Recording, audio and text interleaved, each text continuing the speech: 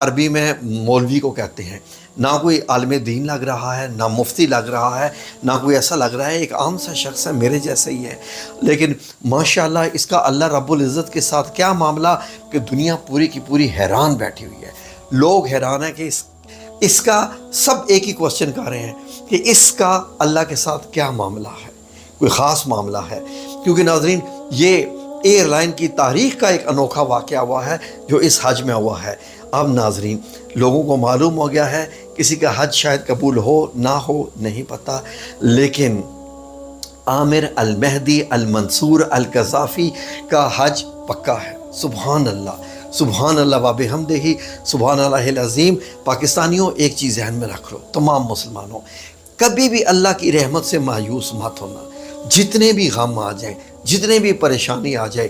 ایک لائن جس پر آپ کو ڈٹے رہنا ہے وہ اللہ کی رحمت سے مایوس نہیں ہونا ہے۔ اللہ کی رحمت سے مایوس نہیں ہوگے تو چانسز تمہارے پاس پلٹ پلٹ کے آئیں گے، دنیا کی مشینری رک جائے گی تمہاری خاطر، اللہ رب العزت اس نظام کو روک دے گا جو نظام تمہارے بغیر چل رہا تھا، لیکن تمہیں اللہ رب العزت کی رحمت کس قدر عزیز تھی اور تمہیں اس پہ اعتبار اور یقین کامل تھا۔ میں اپنے چینل پر شروع سے لے کے آج تک ایک ہی بات کہتا آیا ہوں کہ لوگوں جو ہے خلیے پہ مت جاؤ،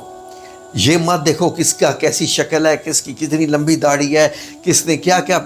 چادریں اوڑھی ہوئی ہیں، نہیں،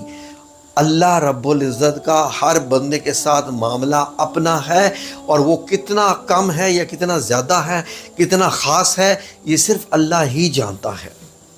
یہ صرف اللہ جانتا ہے۔ اس لیے کبھی بھی کسی بندے کو آپ حقارت کی نظر سے مت دیکھو، ہو سکتا ہے کہ وہ بندہ اللہ کو بڑا عزیز ہو،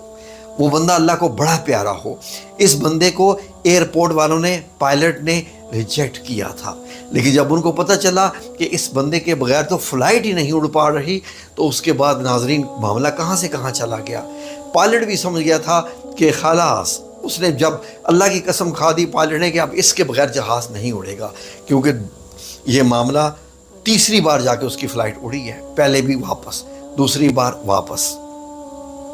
اب تیسری بار جب واپس آیا ہے تو جب وہ لے گیا ہے تو کیا ہوا، وہ فلائٹ اپنی ڈیسٹینیشن کو پہنچی،